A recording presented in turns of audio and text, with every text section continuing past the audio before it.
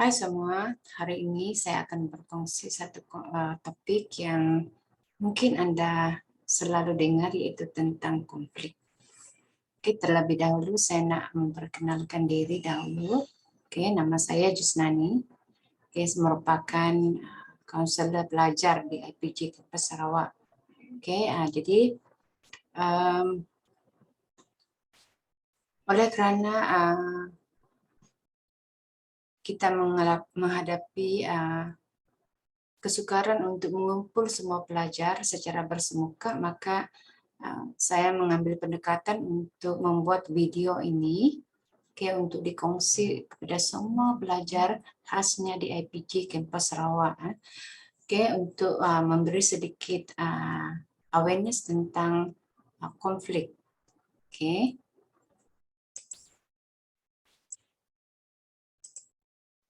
Kalau kita tengok di media massa, pernah dibincangkan tentang masalah konflik ini, di tempat kerja, di mana perselisihan faham, cetus perdebatan perlu dikawal. Maknanya konflik ini merupakan satu isu yang semakin serius dan perlu ditangani dengan baik. Perlu diurus dengan bijak. Dan kita juga melihat di media massa tentang di mana pihak kerajaan sudah pun memandang serius isu konflik ini. Dan ini bermakna isu konflik ini perlu diambil berat, supaya setiap lapisan masyarakat itu mempunyai awareness tentang bagaimana nak mengurus konflik secara bijak. Jadi saya mengajak semua pelajar untuk melihat apa sebenarnya konflik ini. Kita kupas satu persatu tentang konflik, ya. Konflik ini sebenarnya merupakan interaksi dalam keadaan yang tidak baik, penuh emosi dan tindakan pertentangan yang akhirnya berakhir dengan kekerasan. Jadi konflik ini biasanya sekiranya tidak ditangani dengan baik, maka berlakulah kekerasan. Mungkin boleh sampai melibatkan kecederaan fisikal. Tak kurang juga kecederaan emosi, ya. Jadi kita tengok sebenarnya ada 3 jenis konflik, yang biasanya kita dengar. Menurut Stott and Walker 1992, 3 jenis konflik, yaitu konflik diri, konflik antara manusia ataupun interpersonal, dan juga konflik pasukan. Ini 3 jenis konflik yang sering berlaku di dalam masyarakat kita. Kita tengok apa sebenarnya maksud konflik diri. Konflik diri ini bersifat persendirian atau antara diri sendiri. Dalam tugas dan kehidupan harian Anda perlu membuat keputusan yang melibatkan banyak alternatif. Jadi konflik diri ini berlaku pada diri kita sendiri, di mana kita mungkin berhadapan dengan untuk memutuskan beberapa alternatif dalam kehidupan kita. Contohnya mungkin kita mempunyai perlu berhadapan dengan satu situasi di mana kita perlu memilih beberapa alternatif. Di mana semua alternatif yang ada yang kita hadapi mempunyai kesan yang tidak baik, kesan negatif. Tentunya kita terpaksa memilih mana alternatif ataupun jalan yang akan mengurangkan kesan negatif. Jadi di sini berlaku konflik diri.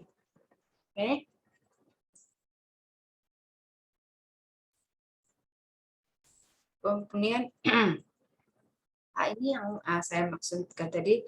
Ya, jadi konflik diri ini boleh timbul jika Anda terpaksa memilih antara beberapa alternatif yang bersesuaian. Oke, mungkin banyak pilihan, so apa yang terbaik? Kedua, Anda terpaksa memilih alternatif yang mempunyai kedua-dua kesan positif dan negatif. Pastinya Anda akan memerlukan masa untuk membuat pilihan, untuk memilih alternatif yang mempunyai kesan negatif yang paling minimum. Yang ketiga, mungkin Anda dihadapkan dengan alternatif yang mempunyai kesan negatif saja. Semua jalan negatif. Tapi kita perlu memilih terbaik, maksudnya di mana risiko yang paling minimum. Oke. Kemudian kita lihat konflik antara manusia ataupun dinamakan interpersonal ataupun dalam kata lain interpersonal. Oke, konflik ini berlaku di mana terdapatnya hubungan manusia dengan individu lain. Jadi konflik ini berlaku apabila seorang individu itu perlu berkomunikasi dan juga perlu bekerja sama dengan orang lain. Contohnya kita di tempat kerja, dan juga di rumah kita perlu berkomunikasi dengan ahli keluarga. Kita perlu berkomunikasi dengan rekan sekerja, dan kita perlu bekerja sama. Di pejabat kita perlu, di sekolah kita perlu bekerja sama.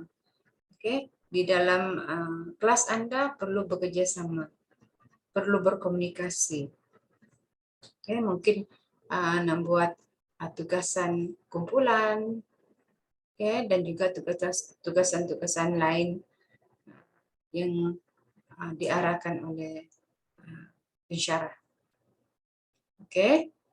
Dan juga mungkin yang diarahkan terutama sekali kepada pelajar PDPP, Anda perlu berkomunikasi dengan rekan-rekan guru dan juga rekan-rekan sekelas Anda. Jadi seterusnya ialah konflik pasukan. Konflik ini biasanya tercetus antara satu pasukan dengan pasukan yang lain, umpamanya antara pasukan sumber manusia dengan pasukan kerja kawangan.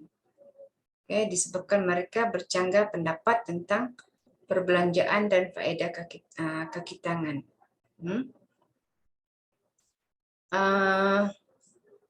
Juga mungkin boleh berlaku di dalam kelas Anda, di mana mungkin beberapa kumpulan itu mempunyai mempunyai kumpulan-kumpulan yang mempunyai percanggahan pendapat. Jadi ini boleh menyebabkan konflik pasukannya.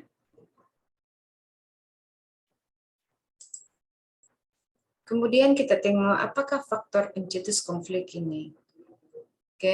Pertamanya ialah perbezaan nilai, keperluan dan objektif. Kedua, perbezaan motivasi, penerimaan, perkataan dan tindakan. Keempat, perbezaan personality.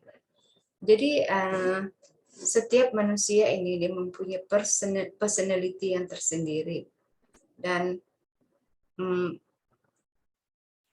manusia ataupun individu yang mempunyai personality yang bercanggah dengan orang lain biasanya akan berlaku konflik. Keempat, tidak rela untuk bekerja disebabkan isu-isu pekerjaan seperti tugasan. Itu adalah faktor yang mungkin berlakunya konflik, yang faktor pencetus konflik. Sebenarnya banyak lagi faktor pencetus konflik, tetapi ini antara yang kita boleh highlightkan pada hari ini. Boleh juga berupa dari segi perbezaan pahaman agama, juga boleh mencetuskan konflik ya. Mungkin juga dari segi status, taraf hidup, boleh juga mencetuskan konflik. Sebenarnya banyak faktor yang kita boleh lihat yang boleh menjurus pada faktor pencetus konflik ini. Jadi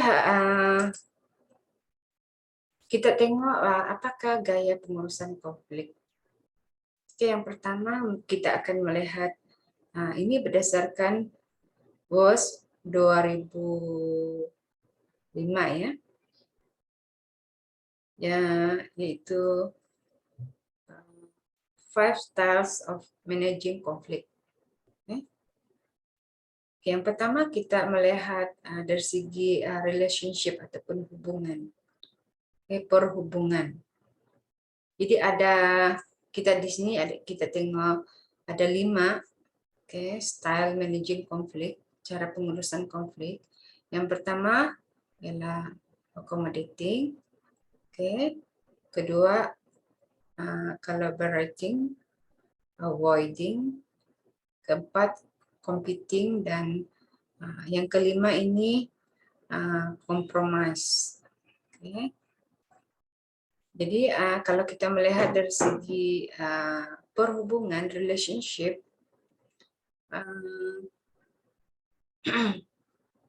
individu yang mempunyai sikap ataupun gaya pengurusan konflik jenis accommodating dan collaborating ini, mereka ini adalah individu-individu yang mementingkan perhubungan, hubungan, relationship dengan orang lain. Mereka rasa perhubungan sangat penting dan perlu dijaga. Manakala individu yang mempunyai gaya pengurusan konflik avoiding dan competing ini, golongan ini merasakan selalunya tidak mementingkan perhubungan. Kalau kita melihat dari segi goal, sasaran mereka,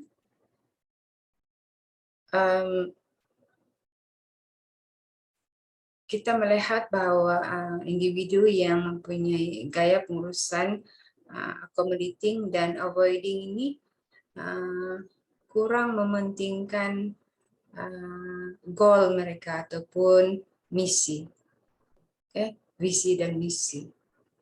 Tetapi bagi golongan yang mempunyai gaya pengurusan konflik collaborating dan competing ini, golongan ini sangat mementingkan goal. Dan biasanya yang tengah-tengah ini dia win-win situation. Dia boleh compromise semua di tengah-tengah. Semua dari segi relationship dan goal dia boleh compromise. Dia berada di pihak tengah. Dan kita boleh juga melihat dari segi strategi menangani konflik. Kita tengok di sini tentang kalau kita melihat dari segi memenuhi kepentingan diri sendiri,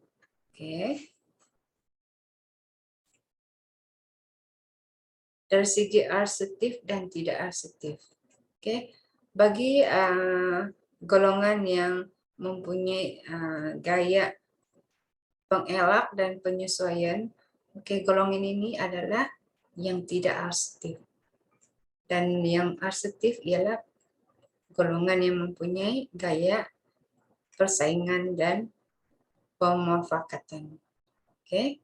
Kalau kita tengok dari segi kerjasama, individu yang suka persaingan dan mengelak ini tidak bekerja sama, tidak akan bekerja sama. Dan Mereka ini lebih mementingkan dari segi memenuhi kepentingan orang lain.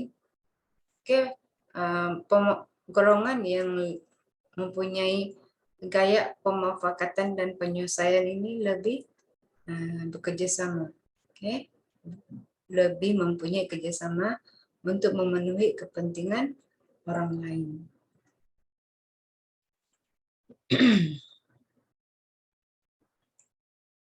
Oke, kemudian kita tengok bagaimanakah cara gaya pengurusan konflik ya.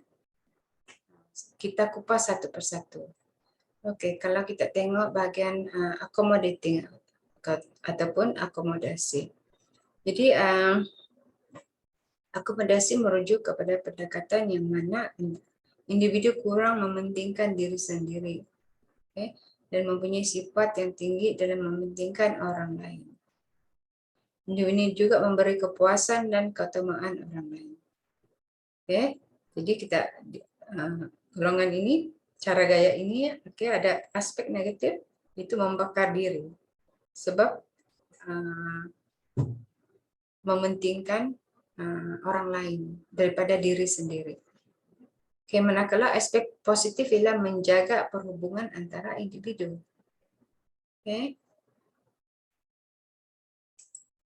Kemudian cara gaya pengurusan konflik bagi collaboration, bekerja sama. Berkompromi merujuk kepada tingkah laku pertengahan dalam kedua-dua dimensi. Penggunaan gaya ini tidak dapat memaksimumkan kehendak pihak-pihak yang berkonflik ataupun dengan perkataan lain. Kehendak mereka hanya dapat dicapai secara sederhana sahaja. Kompromi adalah suatu kaedah penyelesaian konflik yang selalu digunakan dan diterima umum.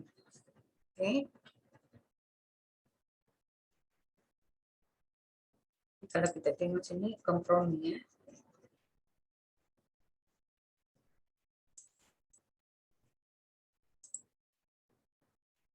Jadi apa aspek negatif ialah mengambil masa yang panjang untuk mencapai penyelesaian yang dipersetujui oleh semua. Sebab dia semua nak kompromi, semua dia berada di tengah-tengah. Aspek positif nih mencari pelbagai alternatif dan mencetus creativity.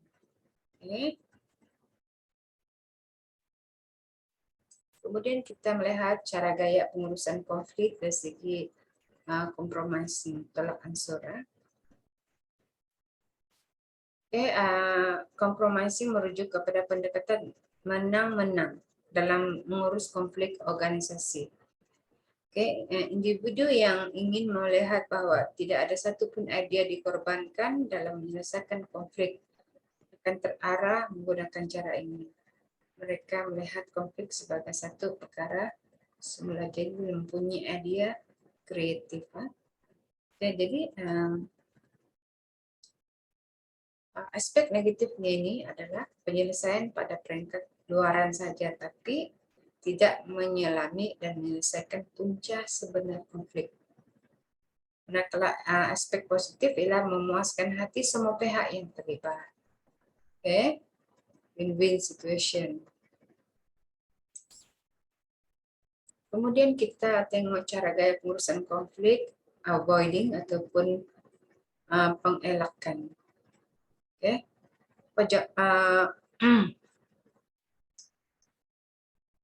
Avoiding ini menunjukkan tahap yang rendah dalam kedua-dua dimensi. Penjauhan bermaksud avoiding bermaksud memutuskan untuk tidak terlibat dalam konflik, mengelakkan pemusuhan dan pertengkaran atau mewujudkan keadaan yang natural. Pendekatan penjauhan akan membiarkan konflik diselesaikan di tempat lain.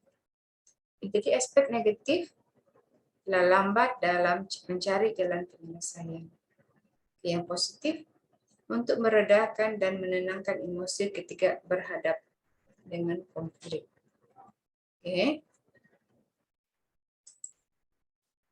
Kemudian cara gaya pengurusan konflik, competing, dominasi. Gaya ini bertentangan dengan gaya gemar menolong. Oke. Kadar gaya dominasi adalah tinggi bagi dimensi mengambil berat pada diri sendiri dan rendah bagi dimensi mengambil berat pada orang lain. Kemana-mana individu yang menggunakan gaya ini bagi menyelesaikan konflik biasanya tegas dan menolak pandangan orang lain. Okay. Ia mengambil pendekatan penguasaan dan paksaan yang menunjukkan satu pendekatan menang atau kalah. Okay. Apakah aspek negatif?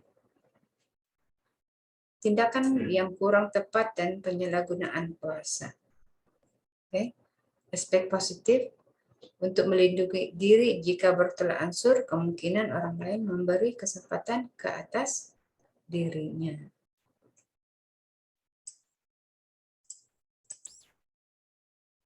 Oke, jadi kita melihat cara mengatasi konflik. Oke, jadi sebenarnya banyak cara mengatasi konflik. Oke, di sini kita melihat 7 cara mengatasi konflik, yaitu komunikasi yang berkesan, mendengar dengan baik, membuat perundingan dengan baik, memujuk, mengutamakan yang utama, khidmat nasihat yang profesional, dan bekerjasama. Oke, ini adalah 7 cara mengatasi konflik.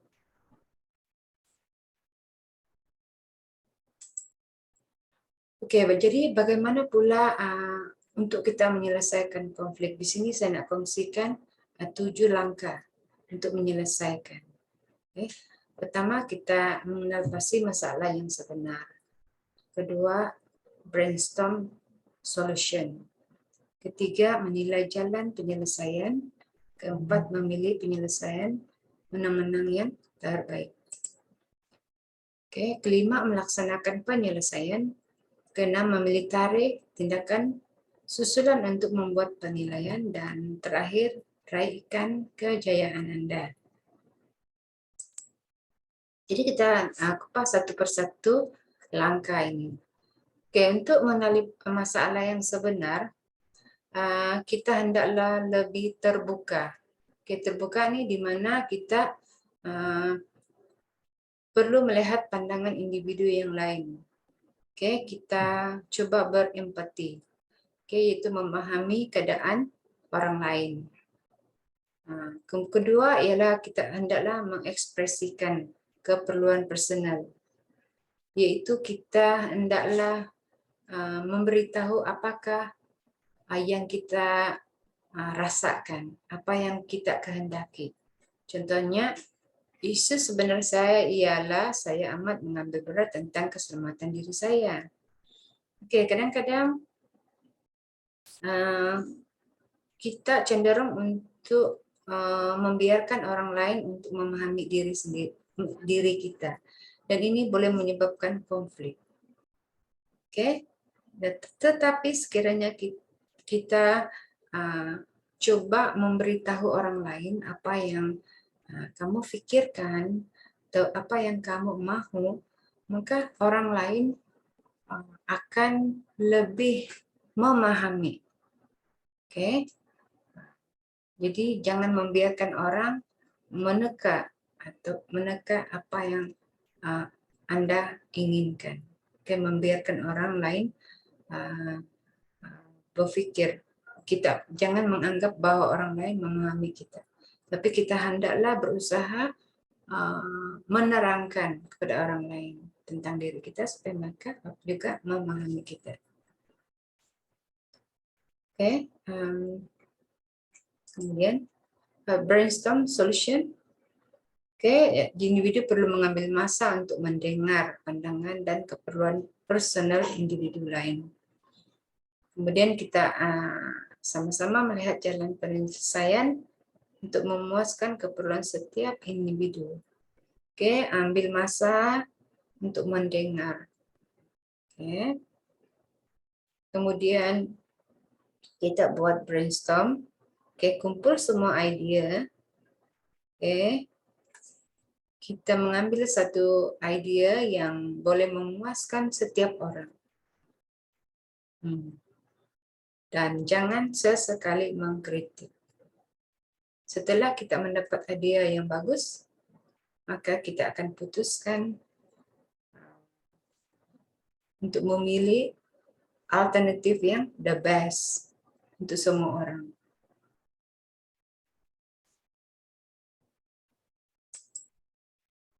Kemudian menilai jalan penyelesaian. Kita perlu melihat kelebihan dan kekurangan setiap perkara dalam menyelesaikan masalah.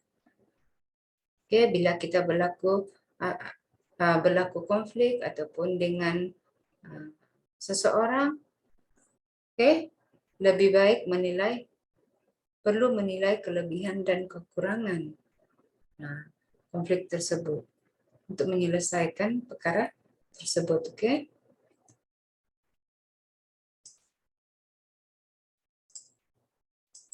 Keempat, memilih penyelesaian menang-menang yang terbaik.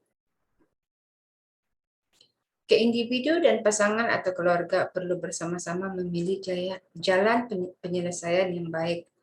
Oke, sifat bertolak ansur amat penting ya. Oke, untuk memilih jalan penyelesaian. Jadi bertolak ansur ini bermakna hendaklah memilih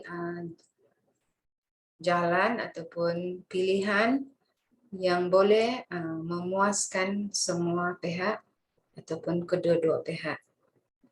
Oke.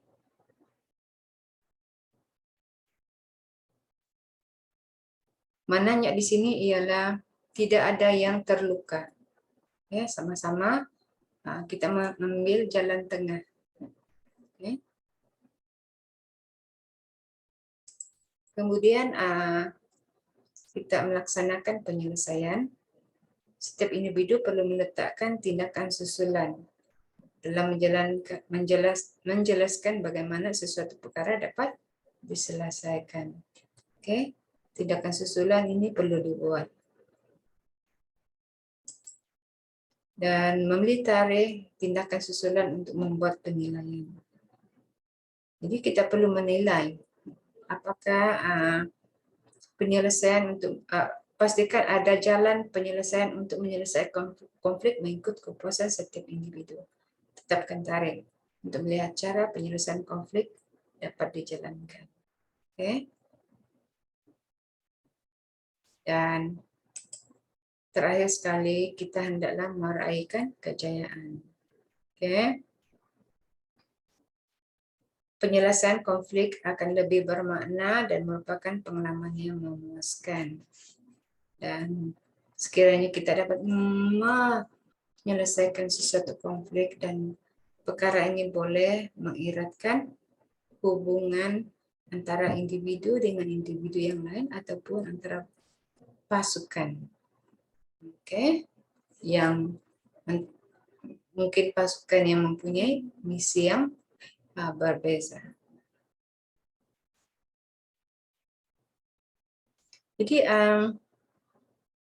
kita juga boleh melihat beberapa gaya pengendalian konflik. Oke, jadi antara gaya pengendalian konflik yang boleh kita lihat adalah pengendalian diri. Oke, mungkin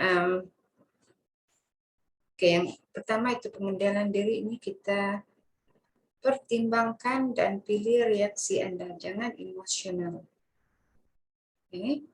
Mengembangkan kemampuan bertentangan rasa dan menerima orang lain seadanya dan menerima kekurangannya. Setiap rangsangan yang kita terima, kita perlu analisis secara rasional. Oke. Kemudian barulah kita memilih tanggapan yang tepat dalam sesuatu perkara. Oke. Nah, di sini dalam hal ini secara ringkasnya kita boleh katakan jangan terburu-buru untuk menilai. Oke, jangan terburu-buru untuk membuat keputusan. Kemudian hidup sehat, di mana kita ciptakan hubungan yang sehat dengan orang lain. Oke, pilih iklim emosional yang bersih. Oke. Coba untuk tidak mendominasi, mengancam, memburukkan, atau selalu menilai orang lain. Kita elakkan ini. Oke, kalau kita selalu mengancam, memburukkan, seperti mengumpat, memfitnah, ini tak sehat. Oke, coba amalkan hidup yang sehat. Oke, berlatih untuk mendengar secara efektif dan memberitahu orang lain perkara sebenarnya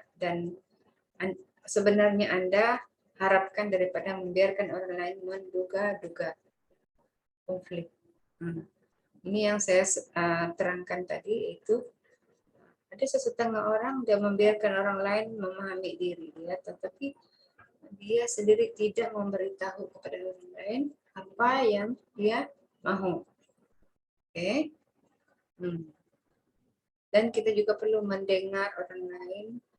Jangan sekali kita hanya kita yang perlu didengar. Ada sesetengah orang dia mahu dia saja, pendapat dia saja didengar, dan dia tak mau mendengar pendapat orang lain. Itu tak sehat. Kemudian kepribadian pemimpin.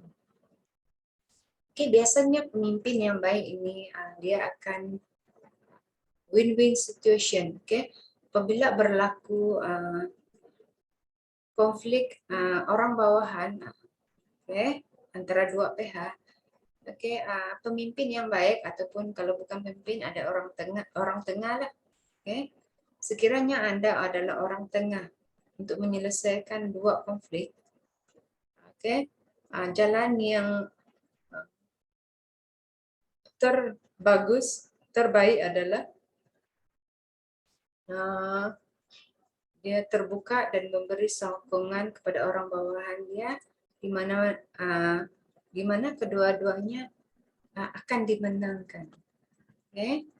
Apabila kedua-duanya dimenangkan, ataupun dalam ringkas kata lain win-win situation, maka konflik itu dapat direlaikan.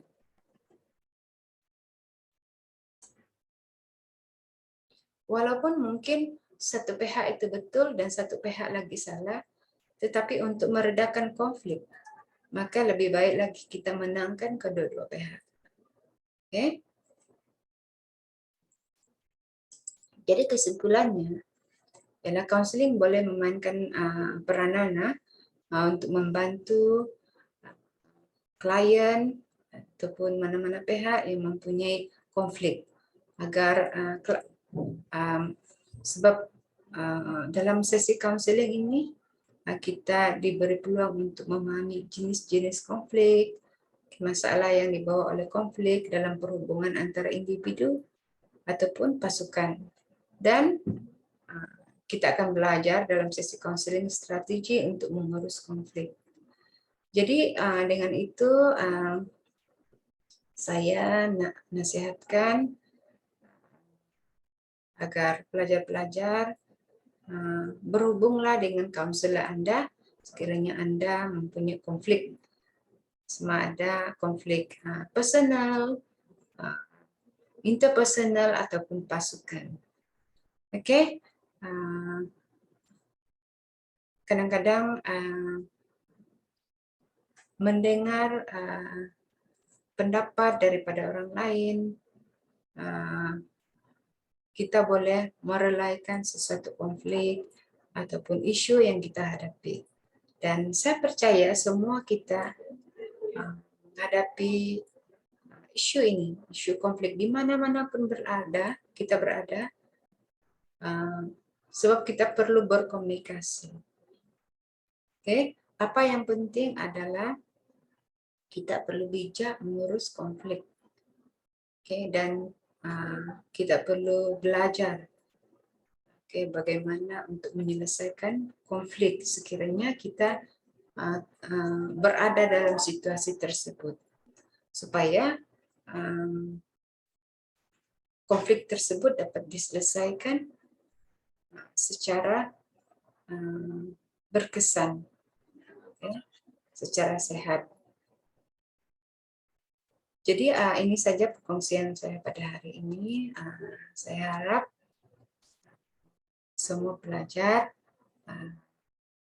akan mendapat sedikit sebanyak awareness tentang konflik ini, dan saya mohon kepada semua pelajar untuk menjawab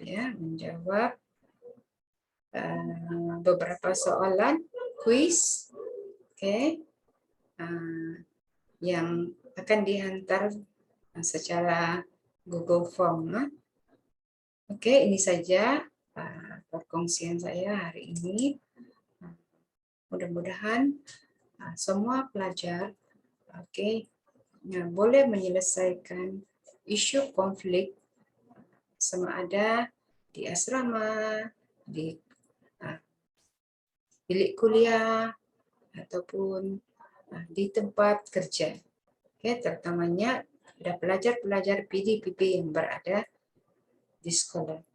Ini saja perkongsian saya pada hari ini. Sekian, terima kasih.